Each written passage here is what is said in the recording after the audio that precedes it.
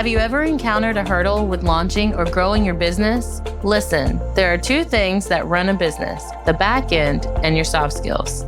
Telling you right now, if these aren't in place, you'll lose clients and you'll lose money. You don't want that? Well, you're in the right place. Hey, I'm Dana. Hey, I'm Sarah. We're your hosts of the Entrepreneur Encounter, and we're going to give you a behind-the-scenes glance into our businesses, give you genuine feedback, tips and tricks, plus occasionally bring on guests that care about supporting you to grow your business organically and nurturing authentic relationships. Are you ready?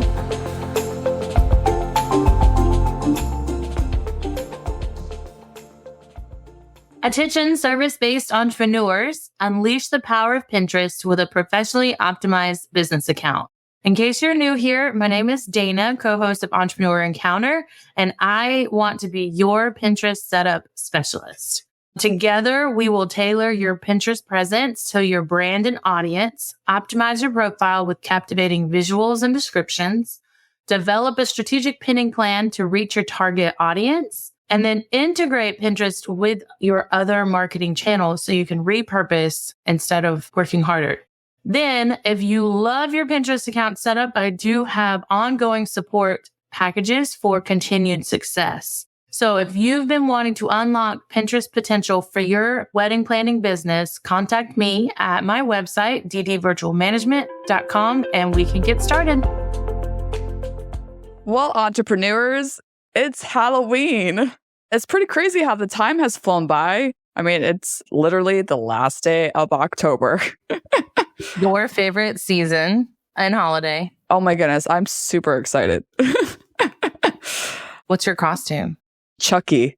Of course it is. I'm going to be Chucky. I am a Olympian goddess because my son wanted to be Percy Jackson. That's awesome. I wasn't entirely sure what I wanted to be. And I'm like, I can just throw some overalls and a shirt together and I have red hair. So it works. Mom style right there. Yeah. So we're going to wrap up this month's theme on decision making. There's so many aspects that go into decision making. You know, you got problem solving, even making mistakes when you're making a decision. So you made the decision to start your business. Let me tell you, being an entrepreneur is scary. Not really scary bad, but scary good. Wouldn't you think, Dana? Wouldn't it be a scary good?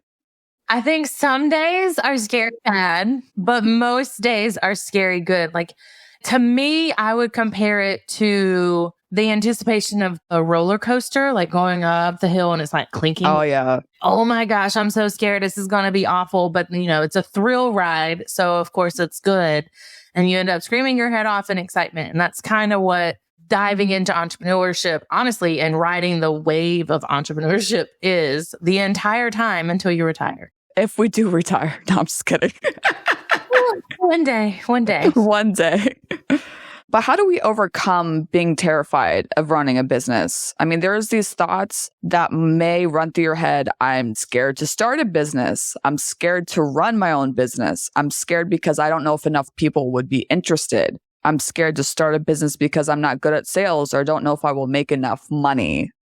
I would also add, I'm scared of trusting someone else to run my business, like letting go of responsibilities and tasks and delegating certain things, or being scared of success. Like, starting the business is scary and exhilarating, but also being successful and being that industry leader where all eyes are on you.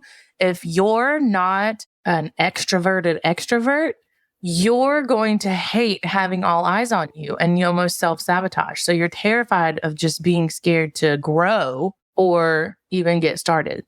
When you talk about like getting in front of people and being an extrovert, I'm definitely not. So I know for me, it's frightening, especially getting up in front of a group of people and when the light's on you, when you have a mic in your hands. You know, when I do mini workshops, that's frightening, but you just do it scared. Honestly, just do it scared, because if you just don't do it, then how would you know that it's going to work or not?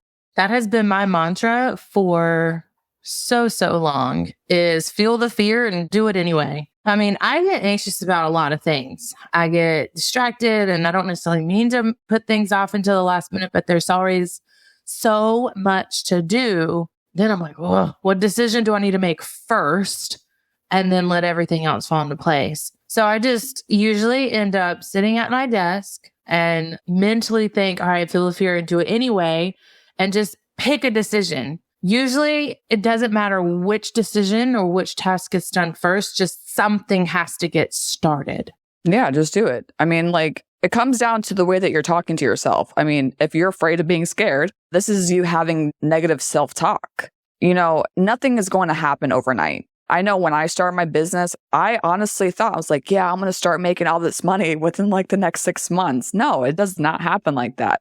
It takes time, and you still have to make the decision to do what you want to do. Because again, if you don't, then you'll never know. If you're just like thinking about it, like, yeah, I want to start a business, or yeah, I want to hire a team, or whatever you're thinking about doing. And if you don't do it, then it's just not going to happen. I think that's a bigger fear of it's just not going to happen.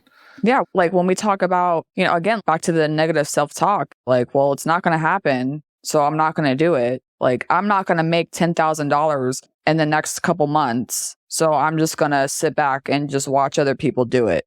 If you want it, you need to go get it. I like that.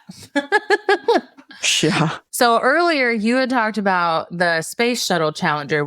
Can you elaborate on that a little bit more? Oh, yeah, for sure. So when we're talking about failing is not about sitting in your office and just trying to figure things out. So the Space Shuttle in 86, I know I wasn't born then. I wasn't born yet, but obviously it is part of our history. The Space Shuttle that went off before it hit space, it blew up. So how does this compare to failing? So they had to do all the research. They had to build the rocket. They had to hire people to design it, get money to build it, and launch the rocket. And this rocket had to go up and had to explode, and people died. That is what is meant by failure, because people died. So when you think about the failure, like, you know, my business is failing, like, it's not really the end of the world.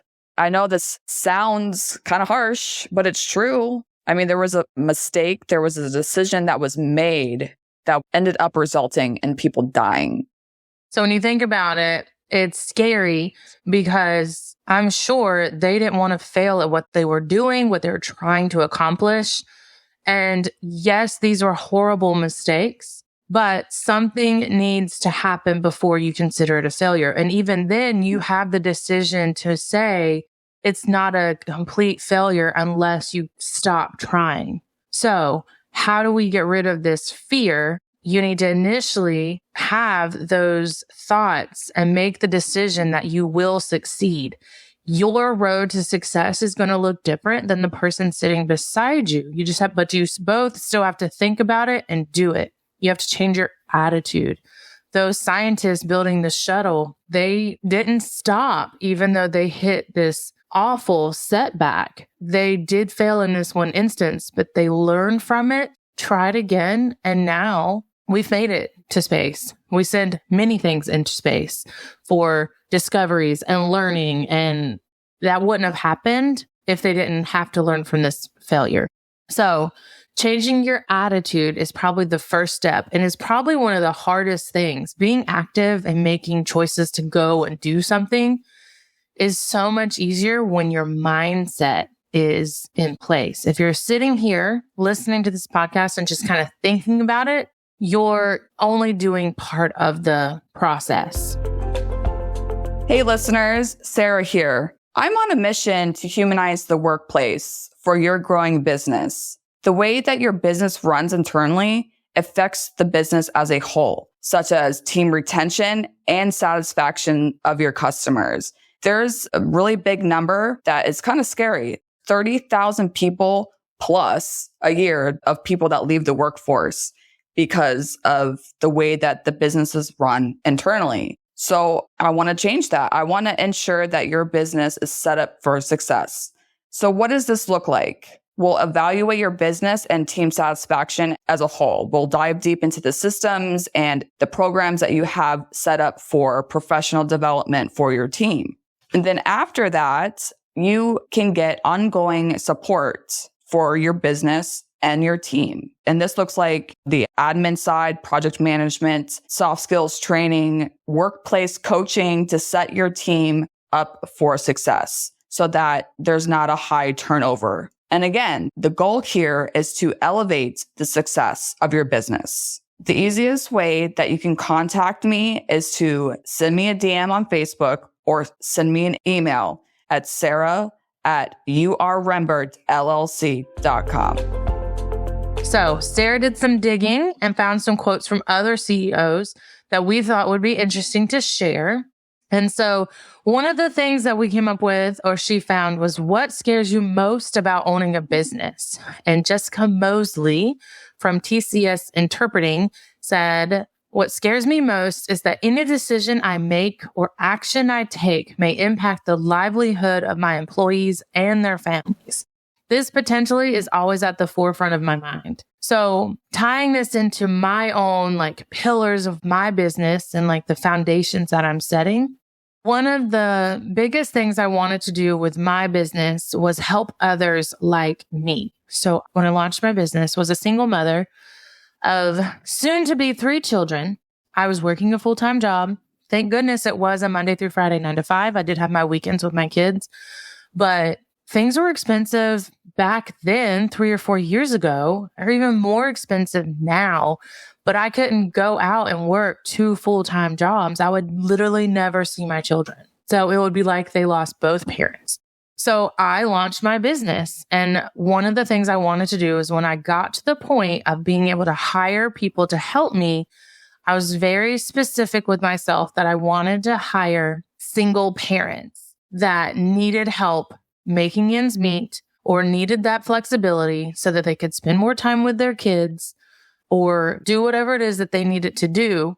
And that's the foundations that I set. So whenever I hire a new person, we talk about their schedules. We talk about their availability. We talk about their strengths. If their kids are in the camera during a coffee chat or check-in, team check-in or whatever, I'm not bothered by it. And all of the clients that I work with understand that we're parents first.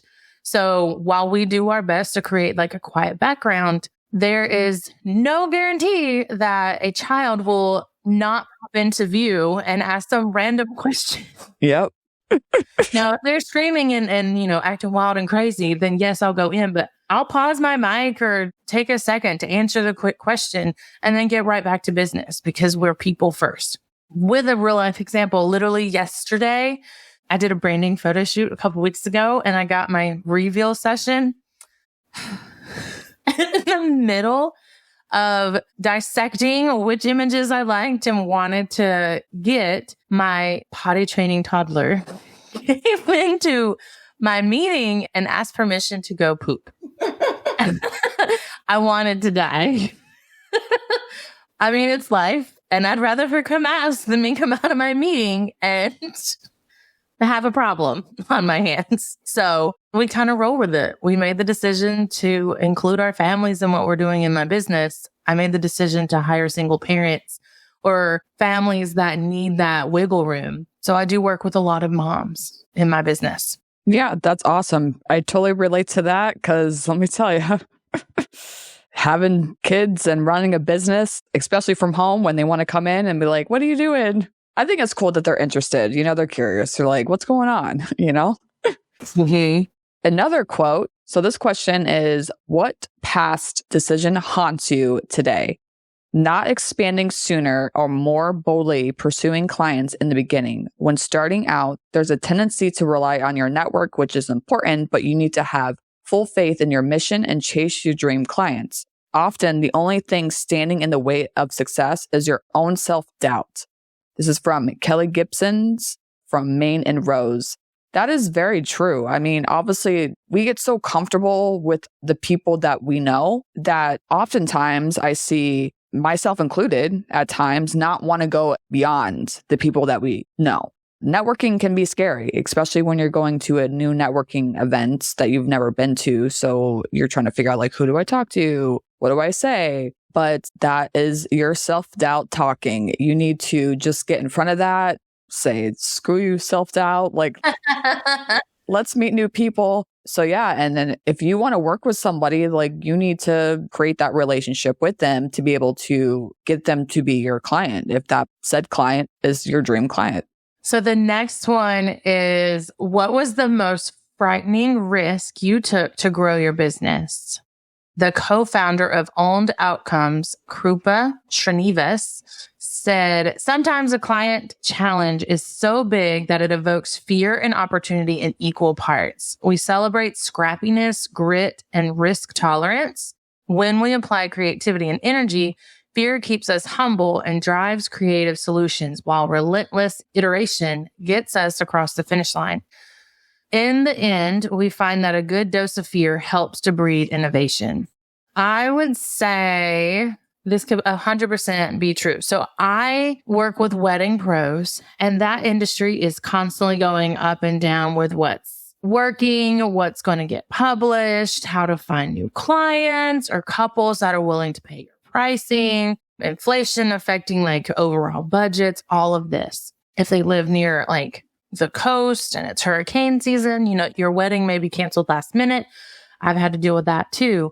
But the fear of having a good dose of fear helps to breed innovation. I think I have fear of letting my clients down and fear of them thinking that their goals are not my goals keeps me and my assistants on our toes. Like we're constantly looking for ways to simplify their life. We're constantly not necessarily working late hours, but like I may go down the rabbit hole on my phone while I'm like, oh, I have a spark of an idea that may work for one of my planners. Let me dive into it and see how I can make this work, alleviate stress, alleviate overwhelm, help get them to their current end goal just a little bit faster. I most of the time like it. Every once in a while I'm like, oh, I give up. But it's that challenge, that fear and opportunity to spark creativity that has led most, if not almost all of them, are happy with the work that we are doing. And they end up basically giving us more work, which creates a long-term partnership, meaning they don't want us to go away. They're giving us more to do. So we stick around longer to help them reach new goals. We have to embrace the challenges. I work with various industries. And obviously, before I went into these industries, I did not know much of anything. So at first, with a couple clients that I do have, we got a social media agency. I'm not good at social media. Like I do my own thing and, I don't know the trends or this or that, but it's really eye-opening and with the challenges that come with it, because now when you're faced with a challenge and you're not sure of something, you have to have that resourcefulness to be able to take that opportunity to learn from it. Because I could say, oh, I don't want to do this because I'm afraid that I'm not going to understand this industry. But the only way that you're going to understand is to do the research and ask questions and take those opportunities to get to those creative solutions. So that could be a frightening risk to take, but you're in business, you're going to have to be resourceful to figure out everything. So as we conclude decision making this month, and it is in the spirit of Halloween, our listeners, we want you to share what you're truly afraid of.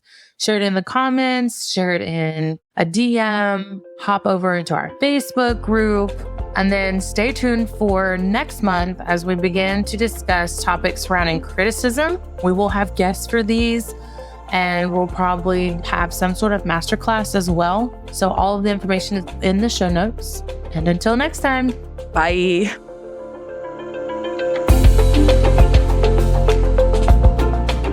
Thanks for tuning in to another episode. Remember, soft skills aren't just some fluffy buzzwords that get thrown around in the corporate world. They're the key to unlocking your full potential as a professional and a human being. Don't be afraid to invest in yourself and seek out opportunities to improve your soft skills. Sarah and I have a variety of workshops, online courses, and complimentary clarity calls for you to practice in real time with us. Links are always in the show notes. And be sure to join us next time for more insights, tips, and tricks to help you succeed in your entrepreneur encounter.